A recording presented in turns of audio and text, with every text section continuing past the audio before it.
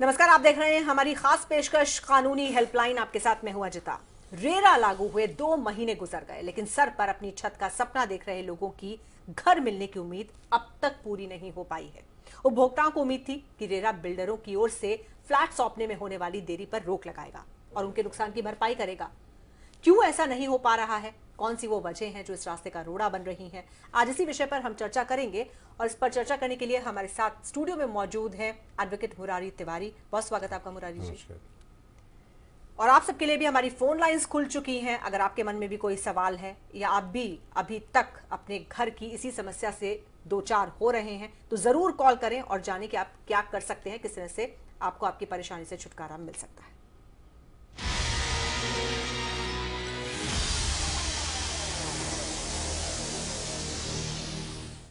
और पहले एक छोटी सी रिपोर्ट देखेंगे। दिल्ली एनसीआर में अभी ऐसे सैकड़ों प्रोजेक्ट्स हैं जो या तो अधूरे पड़े हैं या फिर उनकी नींव भी नहीं डली है, लेकिन उनके नाम पर बुकिंग सालों पहले करवा ली गई। रेरा ने मकान मिलने की उम्मीद तो जगाई थी, लेकिन उससे भी कुछ होता हुआ दिखाई नहीं दे रहा। क्यों है ये परेशानी, आइए देखते हैं। मकान के खरीदार real estate regulation and development act यानी कि रेरा का 2016 के लागू होने का बेसब्री से इंतजार कर रहे थे। इस साल ये 1 मई से पूरी तरह लागू हो गया, लेकिन 2 महीने बाद भी मकान के खरीदारों की परेशानी जस की तस है। केंद्र सरकार रेरा को लेकर गंभीर है, लेकिन राज्यों की ओर से नियामक के गठन में देरी परेशानी का सबब बन रही है। 6 ऐसी वजह हैं जिसके चलते फिलहाल उपभोक्ताओं को इससे निराशा हाथ लगी है। पहली वजह है रेरा से जुड़े नियमों की अधिसूचना में देरी। रेरा से जुड़े 59 कानून पिछले साल अप्रैल में अधिसूचित कर दिए गए थे, लेकिन अब तक कुछ राज्यों ने ही इन्हें अधिसूचित किया है। दूसरी वजह है राज्यों में नियामक नहीं बने। 30 अप्रैल 2017 तक रेरा के तहत राज्यों में नियामक बनना जरूरी था, लेकिन अब तक किसी भी राज्य में नियामक नहीं बना है। तीसरा कारण है अपीलीय प्राधिकरण का न होना, जहां खरीदार अपनी शिकायत लेकर जा सके। चौथी वजह है पंजीकरण में अस्पष्टता, यानी रेरा के तहत बिल्डरों को निर्माणाधीन प्रोजेक्ट का रेरा के तहत 31 जुलाई तक पंजीकरण कराना जरूरी था, लेकिन कई राज्यों ने इस नियम को या तो खत्म कर दिया या फिर आसान। पांचवी वजह बिल्डर और खरीदारों के बीच बिचौलिए का रजिस्ट्रेशन न होना है। 31 जुलाई तक रियल एस्टेट एजेंट का भी पंजीकरण कराना अनिवार्य था, लेकिन अब भी कई एजेंट्स के रजिस्ट्रेशन नहीं हुए हैं। और तो और सबसे हैरान करने वाली और छठी वजह है वेबसाइट का तैयार नहीं होना। 2 महीने हो गए हैं, लेकिन वेबसाइट अब तक नहीं बन पाई है, जहां से खरीदार को प्रोजेक्ट मंजूरी, बिल्डर और रियल एस्टेट एजेंट के बारे में जानकारी मिल जाती।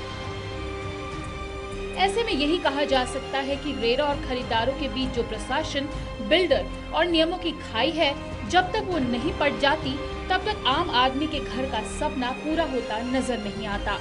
उसे अभी सालों पहले घर बुक कराने के बावजूद उसके लिए इंतजार करना पड़ेगा, संघर्ष करना पड़ेगा। तो आप भी अगर अपनी किसी मकान या दुकान संबंधी परेशानी में फंसे हुए हैं और आपको कोई हल नहीं मिल रहा है तो आप जरूर कॉल करें। हमारी फोन लाइंस खुल चुकी हैं और जैसा कि हमने बताया, हमारे साथ स्टूडियो में एडवोकेट मुरारी तिवारी जी मौजूद हैं, उनसे हम बातचीत करेंगे। मुरारी जी, बहुत उम्मीदों के साथ रेरा का इंतजार था, रेरा आया, लागू हुआ, बावजूद इसके स्थितियां नहीं बदली। क्यों नहीं बदली? ये अभी जो आपकी रिपोर्ट थी बहुत ही एक्यूरेट और बिल्कुल इसके जो कारण थे बिल्कुल यही एक्चुअल कारण है। और इसके अलावा एक जो और इम्पोर्टेंट बात है अजिता, जब तक स्टेट का इंटेंशन क्लियर नहीं होगा, जब तक कोई भी राज्य, कोई भी सरकार जब तक नहीं चाहेगी इसको लागू करना, जैसे ही इस एक्ट का इम्प्लीमेंटेशन होता है उसके पहले ही एक रेगुलेटरी अथॉरिटी बना देनी चाहिए थी। उसके अलावा अपीलेट ट्रिब्यूनल बनाना चाहिए था। उसके अलावा जो रजिस्ट्रेशन होने थे, जो ऑलरेडी पेंडिंग जो प्रोजेक्ट है, अभी जो ज्यादा विक्टिम है इस पूरे सिचुएशन का, वो जिन लोगों ने ऑलरेडी पैसा इन्वेस्ट कर रखा है, कोई 8 साल से, कोई 10 साल से, कोई 15 साल से, and they were very accurately waiting कि ये तो बहुत अच्छा हो रहा है हमारे लिए, अच्छा कानून आ रहा है और हमारा कोई समाधान हो जाएगा। बट सिचुएशन वही की वही है, क्योंकि आपने तो बड़े बड़े वादे कर दिए, एक्ट में बड़े बड़े सेक्शन लगा दिए कि 3 साल तक की सजा होगी, 10% तक जुर्माना हो जाएगा, बट करेगा कौन? Who will do that? जब तक रेगुलेटरी अथॉरिटी होगी ही नहीं आपके स्टेट में, तब तक आप किसके पास लोग जाएंगे शिकायत लेकर? सबसे बड़ी बात तो वो है। तो इसके लिए मुझे जो लगता है कि जब तक स्टेट का इंटेंशन क्लियर नहीं होगा, जब तक जो कंसर्न अथॉरिटीज हैं उनका जो बिल्डर है उनके साथ जो कोल्यूजन है, कनाइवेंस है, जो उनका प्रभाव है खत्म नहीं होगा, तो आप एक जितने 2-4 हजार एक्ट हैं उसमें एक और नया एक्ट लगा कर आपने लगा दिया हमारे कंट्री में। तो आप ये कह रहे हैं कि जानबूझकर ये देरी की जा रही है? एग्जैक्टली। अगर गवर्नमेंट चाहे तो रेगुलेटरी अथॉरिटी बिल्कुल बनाएगी। लेकिन कब तक इन चीजों को लटकाया जा सकता है? जब तक चाहे गवर्नमेंट लटका सकती है, लोगों को पागल बनाने की सिचुएशन है, और क्या है। अदरवाइज गवर्नमेंट के पास सारी मशीनरी है, गवर्नमेंट के पास ऑफिसर्स हैं, उनको नोटिफाई करना है, उनको एक ट्रिब्यूनल बनाना है, अपीलेट ट्रिब्यूनल बनाना है, और जहां लोग जा सकें, जहां लोगों की समस्याओं का समाधान हो सके। अब वही नहीं होगा तो बेसिक चीज तो फिर वो कोई भी जो ऑफेंस है, कोई पेनाल्टी है, आप इसमें लाइफ इम्प्रिजनमेंट रख दें और उसको करने के लिए कोई बैठा ही नहीं हो, तो उसका क्या फायदा है? ठीक है, दादरी से हमारे साथ कॉलर जुड़ रहे हैं, दिलीप कुमार जी हैं। दिलीप जी, सवाल पूछिए। दिलीप जी, क्या जानना चाह रहे हैं, बताइए। बोलिए। नमस्कार जी नमस्कार, बताइए। हेलो, बताइए, आपको सुन रहे हैं। हाँ मैम नमस्कार। मैम ऐसा है, ग्रेटर नोएडा वेस्ट में ना अमरपाली का जो प्रोजेक्ट है ड्रीम वैली, हाँ जी, तो इसमें हम लोग पैसे देके फंस गए हैं, इसमें कुछ हो सकता है हमारा? और दूसरा मैम, एक थोड़ा सा और मैं थोड़ा सा हटके अगर पूछना चाहता हूँ तो पूछ सकता हूँ, कानूनी सलाह के तौर पे। किस बारे में? दिलीप जी, आपका जो भी सवाल हो वो हमारे विषय से अलग नहीं होना चाहिए। मैं चाह रहा था कि अगर जो फर्स्ट हाफ है, हाँ, समझ में तो आ गया था। वो कह रहे हैं कि आम्रपाली के ड्रीम वैली में है, हाँ। उसका समाधान यही है कि अब अच्छा हुआ कि एक्ट नोटिफाई हो गया यहाँ, और जल्दी ही उम्मीद करें हम लोग सरकार को अच्छी सुबुद्धि मिले, रेगुलेटरी अथॉरिटी बनाए, अपीलेट ट्रिब्यूनल बनाए, और जिससे कि वहाँ जो कंसर्न लोग हैं जिन्होंने लापरवाही की है या फ्लैट देने में देर कर रहे हैं, उनको एक अप्रोप्रिएट उनके खिलाफ कार्रवाई होगी, तो मुझे उम्मीद है कि जल्दी इनको फ्लैट मिल सकता है। बिल्कुल, लेकिन यहाँ पर एक असमंजस की स्थिति खरीदारों के लिहाज से ये भी है मुरारी जी कि अब रेरा आ गया है, तो अब हम किस तरह से चीज़ों में आगे बढ़ें। पहले तो चीज़ें बहुत क्लियर कट थी, उनको पता था फिर भी कि क्या करना है क्या नहीं करना है। अब रेरा आने के बाद, क्योंकि बहुत सारे लोगों को शायद ये भी नहीं पता है कि अभी इस तरह से अपीलेट अथॉरिटी नहीं बनी है, रेगुलेटरी अथॉरिटी नहीं बनी है, उनके जहन में तो ये कि रेरा आ चुका है, तो वो एक असमंजस है। उस असमंजस को हम कैसे दूर कर सकते हैं? You are right. इससे पहले जो बायर्स से कंज्यूमर कोर्ट वगैरह में जा रहे थे, कंज्यूमर कोर्ट्स तो ऑलरेडी गवर्नमेंट्स की बनी हुई थी, तो वहाँ कुछ ना कुछ समाधान निकल रहा था लोगों का। लेकिन अब ये नया एक्ट आने से वास्तव में इसलिए दुविधा बन गया है कि अब जाएं तो कहाँ जाएं, वहीं लगातार चलते रहें, यहाँ नए तरीके से यहाँ कंप्लेंट दाखिल करें। कॉलर ले लेते हैं मुरारी जी, बीच में रोक रही हूँ आपको, इस बातचीत को हम आगे जारी रखेंगे। हरिद्वार से साधरम शर्मा जी हैं, बताइए। हेलो जी, पूछिए, क्या जानना चाहते हैं? ये कि हमने अमरपाली जोडेक में 2010 जनवरी में फ्लैट बुक किया था, ठीक है, और हमने पूरा पेमेंट भी दे चुके हैं उसे, 1.5 साल हो गया है, हाँ। और वो कोई सजेशन दे नहीं रहा, कोई काम नहीं करा रहा फ्लैट में, तो क्या कराएंगे, कैसे होगा?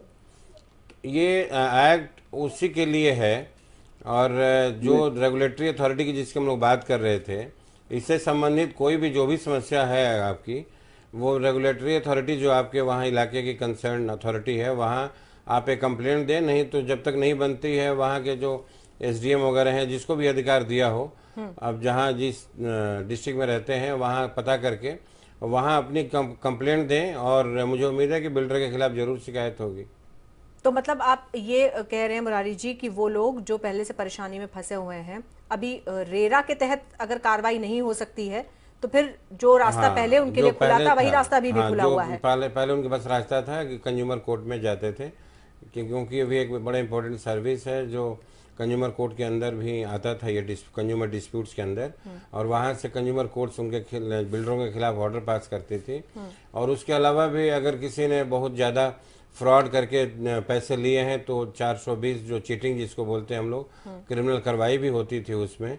लेकिन अब ये रेरा बनने के बाद इन्होंने जो इस तरह का लिटिगेशन है उसको इन्होंने एक कंपोज कर दिया और एक जगह एक अथॉरिटी के सामने कोशिश किया, और जो पुराने जो सब्जेक्ट मैटर हैं, पुराने जो डिस्प्यूट्स हैं उनको भी इसमें रखा है कि ये लोग रेगुलेटरी अथॉरिटी के सामने कंप्लेंट कर सकते हैं। ठीक है, जेडी सिन्हा जी हमारे साथ नेक्स्ट कॉलर, पूछिए सिन्हा साहब। जी, वैसे तो मैं एक आम नागरिक हूँ। हेलो जी जी सुन रहे हैं। वैसे तो हम आम नागरिक है, लेकिन मेरे सेंट्रल गवर्नमेंट की तरफ से एक ऑल इंडिया रेडियो बनाया गया है जिसमें से मेरा जो जमीन था वो हड़प लिया गया। हेलो। हाँ हाँ। तो उसके बारे में मैं यहाँ पे काफी केस वगैरह कर चुका हूँ, लेकिन कोई फायदा नहीं हुआ मेरे को। कहाँ की बात कर रहे हैं आप? मैं Tripura, north eastern state Tripura से बात कर रहा हूँ मैडम। अच्छा, त्रिपुरा से बात कर रहे हैं जी। तो आपकी जमीन किसने हड़प ली? हड़प ली मतलब government of Tripura. Government of Tripura ने? ऑल इंडिया रेडियो का जो जमीन दिया गया वो मेरा मतलब वहाँ से मेरे को निकाला और बाद में उसको ऑल इंडिया रेडियो वालों को दे दिया। कॉम्पनसेशन नहीं दिया गया आपको? बिल्कुल नहीं दिया। ऊपर से मेरे जो उन लोगों के साथ में स्टेट वर्सेस में काफी दिनों से केस वगैरह चलाया, लेकिन उतना तक मेरे पास उतना तक पैसा है नहीं कि मैं ऊपर हाईकोर्ट या तो सुप्रीम कोर्ट तक जाऊं। ऐसा कोई मेरे पास कोई साधन है नहीं, मेरे पास उतना तक रुपया है नहीं। केस लड़ने के लिए पैसे नहीं है आपके पास? नहीं, बिल्कुल। वैसे ये जो इशू है जो इनकी वो रेरा से कनेक्टेड नहीं है। ये जो लैंड इनका एक्वायर हुआ है वो गवर्नमेंट ने लैंड एक्वायर किया होगा। लैंड एक्विजिशन हर एक स्टेट का उसका अपना अपना रूल है, नियम है, और उसमें जो गवर्नमेंट है डैमेजेस भी देती है। अगर ये डैमेजेस से सेटिस्फाइड नहीं है तो वहाँ जो लैंड एक्विजिशन की कोर्ट होती है, ये तो बहुत पुराना कानून है और इसमें अरेंजमेंट होगा, इनको वहीं करना चाहिए। और इन्हांसमेंट के लिए भी कोर्ट में जा सकते हैं। अगर कोई डैमेजेस गवर्नमेंट ने कम दिया है उसको एक बार दो बार कई बार इन्हांसमेंट के लिए भी जा सकते हैं कि जितना एग्जिस्टिंग रेट ऑफ वहाँ का जो एरिया का रेट है उसके हिसाब से मुझे मुआवजा नहीं दिया गया। क्योंकि मुझे उम्मीद है कि गवर्नमेंट बिना डैमेजेस दिए हुए, बिना इनको मुआवजा दिए हुए गवर्नमेंट वैसे किसी भी रजिस्टर्ड ओनर की जगह लेती नहीं है। लेकिन ये कह रहे हैं कि केस लड़ने के पैसे भी नहीं है इनके पास। तो इसके लिए आप लीगल सर्विसेज अथॉरिटी हर एक स्टेट में गवर्नमेंट की तरफ से, सेंट्रल गवर्नमेंट की तरफ से अरेंजमेंट है, हर एक स्टेट की तरफ से है जो फ्री लीगल एड जिसको बोलते हैं, और हर एक उस स्टेट के अंदर है जो वहाँ पर हाई कोर्ट के अंदर रेगुलेट होता है ये अब आजकल। तो वहां से आप अप्रोच करें। तो कहाँ जाएं? जो legal free legal services authority हर एक स्टेट के अंदर है। तो हर एक डिस्ट्रिक्ट में, हर एक डिस्ट्रिक्ट में है। जहाँ डिस्ट्रिक्ट जज होंगे, जहाँ डिस्ट्रिक्ट कोर्ट होगी इनकी त्रिपुरा में, वहाँ जाएंगे। फ्री लीगल सर्विसेज अथॉरिटी वहाँ होती है और वहाँ पर फ्री में लॉयर्स भी होते हैं। फ्री में जो इनके जितने काम है वहाँ उसका अरेंजमेंट होता है। ठीक है। पवन जी है राजस्थान से हमारे नेक्स्ट कॉलर, पूछिए पवन जी। लेकिन मैंने एक भूखंड खरीदा था कृषि भूमि में जो खातेदारी होनी थी, तो उससे कुछ मुआवजा उन्होंने मेरे को मुकदमा दर्ज करा दिया। इसको सार्वजनिक बताते हैं, पार्क और मंदिर की जमीन बताते हैं। तो पुलिस में जब ये रिपोर्ट आई तो पुलिस ने उसे एफआईआर लगा के भेज दिया कि ये झूठा मामला है, मैंने दर्ज करवाया है। तो पीआई का जो उन्होंने मुकदमा दर्ज किया था उसमें फैसला जो आया वो भी मेरे पक्ष में आया कि ये साबित नहीं हो सकता कि ये पार्क और मंदिर की जमीन है। लेकिन फिर भी वो उसके आगे अपील कर रहे हैं, फिर आगे जा रहे हैं। मेरे को तो परेशान करके रख दिया। क्या इसका कोई उपाय नहीं कि सब कुछ सही होता है, ये मामला बंद हो जाए? ये रेरा से कहीं से कोई रिलेटेड वैसे नहीं है। जमीन का मामला है इनका, ये जमीन का मामला है और आपने अच्छा कार्रवाई किया हुआ है। और अगर कोई अपील कर रहा है तो उसको भी आप ठीक से लड़ें अपने लॉयर के थ्रू और अपनी बात को रखें। मुझे उम्मीद है कि आखिर में आपकी जीत होगी। अगर आप जेन्युइन हैं उसके लिए कुछ ज़्यादा चिंता करने की बात नहीं है। ठीक है। वापस अगर हम रेरा पर लौटें तो आपने जैसा कि कहा कि जितने भी लिटिगेशंस हैं उनको कंपोज कर दिया गया है एक जगह, तो ये रेरा आने के बाद से हुआ है। लेकिन अगर अथॉरिटीज ही नहीं बनी है, सब कुछ ही नहीं हुआ है, तो ये मतलब बहुत ज्यादा, मैं फिर अपनी बात को दोहरा रही हूँ कि असमंजस की स्थिति है। बिल्कुल। मैंने किसी को कैसे पता चलेगा कि कहाँ पर अभी क्या स्टेटस है? देखिए, मैंने बिल्कुल ओपनिंग सेंटेंस में ही बोला था अजिता, क्योंकि ये सारा हमारे जो गवर्नमेंट होती है, जो कंसर्न गवर्नमेंट होती है, उसके इंटेंशन के ऊपर डिपेंड करता है किस कानून को लागू करना है, किस कानून को स्लो रखना है, किस कानून को तेज पेस में चलाना है, क्योंकि गवर्नमेंट के पास सारी मशीनरी है, गवर्नमेंट के पास ऑफिसर्स हैं, गवर्नमेंट के पास अगर नहीं है तो उनकी अपॉइंटमेंट करें। और जब आप रेरा लागू करने जा रहे हैं जिस स्टेट में, तो वहाँ तो इस रेरा का केवल एक ही पर्पज है कि जो इस क्लास के डिस्प्यूट हैं, जो विक्टिम है, बेसिकली ये जो बना था जिस वक्त ये नोटिफाई हुआ, पास हुआ, उस वक्त एक ही कहना था कि जो विक्टिम लोग हैं, जो बिल्डरों से परेशान हैं, उनको आराम देने के लिए आपने देखा होगा फ्रेंडली कानून था, बहुत बड़ा इसका प्रचार प्रसार हुआ कि ये बिल्कुल अब समस्याओं का समाधान ही हो जाएगा, ट्रांसपेरेंसी आ जाएगी, एक्यूरेसी आ जाएगी, लोगों को सजा मिलेगी। बट द पॉइंट इज कि आपने पुलिस स्टेशन बनाया ही नहीं और आप कह रहे हैं कि कानून लागू कर दें। हाँ, सही बात तो है। वो सिचुएशन वैसे ही है। हो सकता है, उम्मीद है आगे, लेकिन मुझे लगता है जिस हिसाब से बिल्डरों का प्रभाव होता है सोसाइटी में, वो प्रभाव खत्म नहीं होता। वो जब तक उनका प्रभाव रहेगा वो अपने तरीके से इसको डिले करते रहेंगे। मनीष जी से बात कर लेते हैं, कन्नौज से हमारे साथ फोन लाइन पर हैं। पूछिए मनीष जी। हाँ मैडम नमस्ते। जी नमस्ते, बताइए। मैडम हमने 5 साल हो गई हैं अंचल ITI आगरा से मकान लिया था मैडम जी। तो 1 BHK का था, क्योंकि हम सीनियर सिटीजन है, हार्ट के मरीज हैं, तो हमें वो बराबर कंटिन्यू करते, अभी रुक जाओ, अभी ये रुक जाओ, अभी 2 महीने बाद देंगे, 4 महीने बाद देंगे। आज 6 साल हो गए मैडम जी। अभी जब हमने उनसे बात की रिसेंटली तो कहने लगे साहब आप प्लाट ले लीजिए इसके बदले में। अब आप बताइए हम इस एज में प्लाट लेके सर क्या करेंगे? हाँ बिल्कुल ठीक बात है।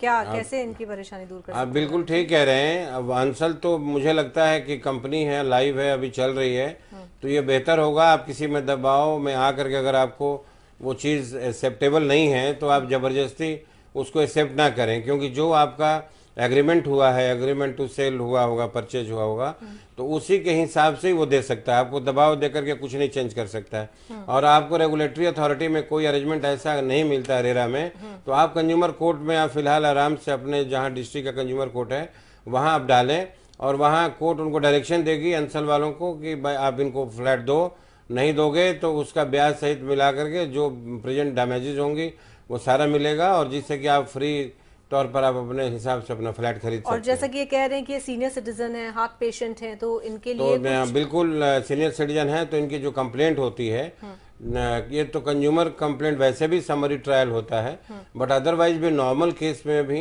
अजिता आपको बताऊं कि जो सीनियर सिटीजन होते हैं उनका मैटर प्रायोरिटी पर लिया जाता है। अब सुप्रीम कोर्ट ने हर एक अदालतों को डायरेक्शन दे रखा है, अदालत को ये बताएं कि मैं सीनियर सिटीजन हूं, ओपनिंग लाइन ही होनी चाहिए आपकी शिकायत की कि मैं सीनियर सिटीजन हूं, तो आपकी जो समस्या है, जो शिकायत है, ये प्रायोरिटी बेसिस पर कोई भी कोर्ट होगी वो लेगी। ठीक है। गोरखपुर से मनोज जी है हमारे साथ। मनोज जी आपकी क्या समस्या है?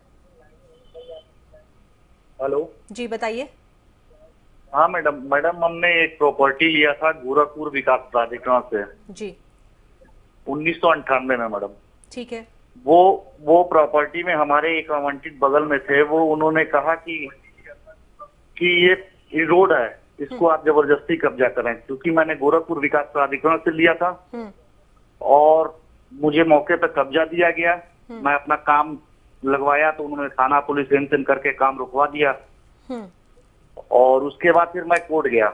उन्होंने भी पहले मेरे ऊपर एक केस कर दिया कि ये जबरदस्ती कब्जा कर रहे हैं। तो फिर हमारे लॉयर ने बोला कि गोरखपुर विकास प्राधिकरण से कबुलवा लेते हैं, क्या ये लीगल रोड है नक्शे में उनका कि ये जेन्युइन है। तो मेरा आदेश हो गया, मुकदमा चला गोरखपुर विकास प्राधिकरण, तो मेरे पक्ष में आदेश हो गया कि 2005 में कि अविलंब आप इसकी किस्त जमा करा के अपने पक्ष में रजिस्ट्री कराने। तो रजिस्ट्री तो मैडम मेरी हो गई, लेकिन वो एक मुकदमा जो बगल में जो पेंडिंग था मेरा, ये बगल वाली जो करे रोड है, वो बार बार मुझको डिस्टर्ब करती है। जब मैं बनाने चलता हूँ तब थाना पुलिस हेन करती रहती है। हालांकि 2 मुकदमा उनका निरस्त हो गया, उनका भी मुकदमा निरस्त हो गया। अब ऐसे में मैं वहाँ मकान बनाना चाहता हूँ, कैसे मैं सुरक्षा मिले ताकि वहाँ झगड़ा लड़ाई हेन न हो। क्या करें?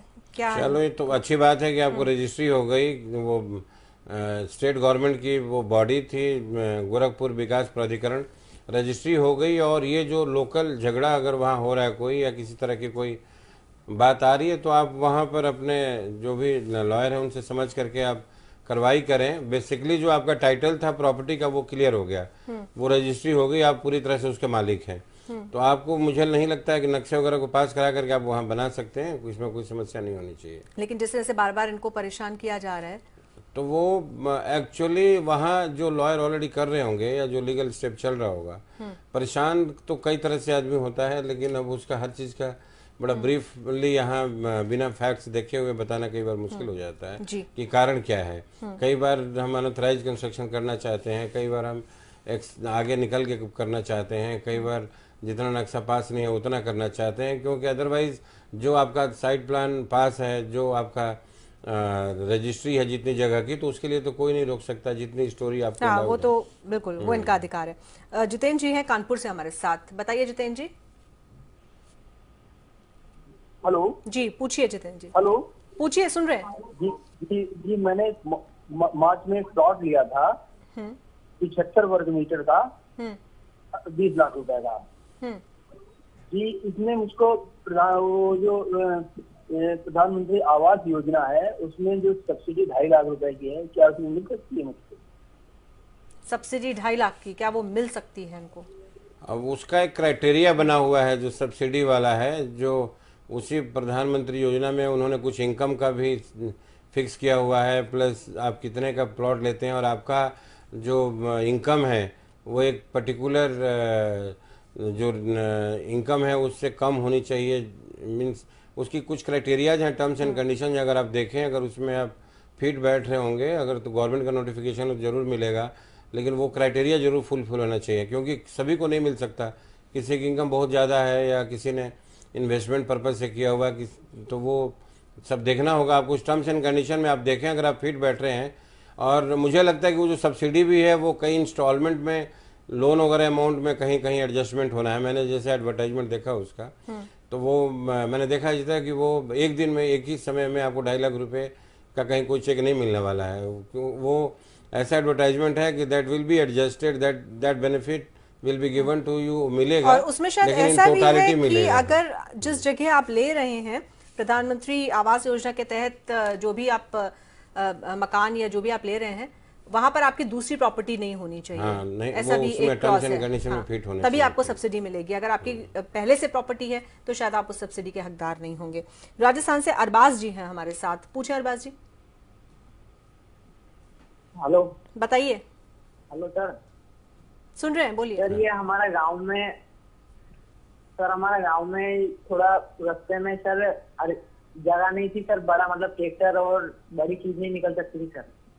तो उसके लिए सर हमने पंचायत के अंदर अर्जी लगाई थी सर, तो उसका हमारा सारा काम हो गया। पंचायत ने भी दे दिया कि इसको अतिक्रमण को तोड़ दो आप, एसडीएम सबने दे दिया सर, पर ये टूट नहीं पा रहा सर। समझ पाए आप? हाँ, एसडीएम के ऑर्डर भी अगर लागू नहीं हो पा रहा है तो आप हाई कोर्ट में जाके रिट पिटीशन डलवाएं, तो मेरे ख्याल से लागू हो जाएगा, क्योंकि वो फिर उसके बाद पुलिस वगैरह को भी डायरेक्शन हो जाएगा। एसडीएम का अगर ऑर्डर है तो लागू होना चाहिए बहुत जल्दी से। अब मुरारी जी, क्या करें वो लोग जो फंसे हुए हैं, जिनकी परेशानियां जस की तस बनी हुई हैं, जिनको कोई निजात नहीं मिली? अभी उनको ये भी नहीं पता है कि रेरा कब तक उनके यहाँ पर रेगुलेटरी अथॉरिटीज़ बनेंगी, अपलेट अथॉरिटीज़ बनेंगी, रेरा के तहत कब तक पूरी जो चीज़ें हैं वो सिंक्रोनाइज हो पाएंगी, तो क्या करें? फिलहाल तो उनको सिंपैथी के अलावा कुछ नहीं दे सकते, क्योंकि जिस स्पीड से गवर्नमेंट इसको लागू कर रही है, अजिता अभी तक कोई रेगुलेटरी अथॉरिटी नहीं बनी, कोई अपीलेट ट्रिब्यूनल नहीं बना। हाँ। और जो अभी अवेलेबल जो लीगल फोरम है, जैसे कंज्यूमर कोर्ट है या 420 क्रिमिनल केस वगैरह है, जहाँ कई जगह तो ऐसा हुआ है कि जहाँ वो मालिक भी नहीं है और उन्होंने प्लॉट काट दिया और लोगों को बेच दिया, तो वो सीधा 420 का केस है। और उसके साथ 468, 471 आईपीसी के 2-3 धाराएं और लगती हैं, जहाँ नकली ही कागज बना देते हैं कई लोग। तो ऐसे भी एक सेक्शन है जिनको दिखा दिया कि ये जगह है और यही हम तुम्हें प्लॉट देने जा रहे हैं या फ्लैट देने जा रहे हैं। तो जो अभी अवेलेबल जो लीगल रिकोर्स है उसको आप जरूर चलाते रहें, रेरा के प्रभाव में आकर के उनको विड्रॉ ना करें, उनको कहीं ढील ना दें, क्योंकि जो ऑलरेडी है उससे आप फायदा उठाएं। बिल्कुल ठीक है, बहुत शुक्रिया आपका मुरारी तिवारी जी यहाँ पर आने के लिए और हमारे दर्शकों के सवालों के जवाब देने के लिए। और आज कानूनी हेल्पलाइन में बस इतना ही। वक्त एक ब्रेक का हो गया है, आप देखते रहिए न्यूज़ वर्ल्ड इंडिया।